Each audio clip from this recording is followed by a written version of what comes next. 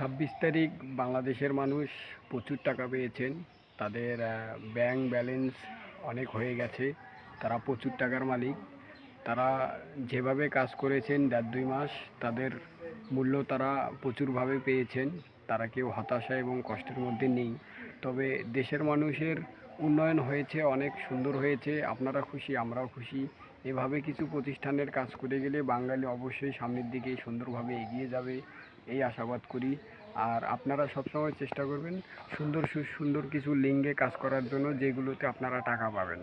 হ্যাঁ, বাঙালি অনেক এগিয়ে গেছেন। 80% লোক বাংলাদেশের একেবারে ধনী হয়ে গেছে, এতে কোনো সন্দেহ নেই।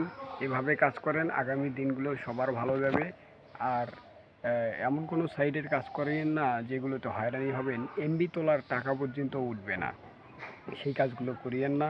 ভালো কিছু করেন, ভালো কিছু সফলতা পাবেন অবশ্যই।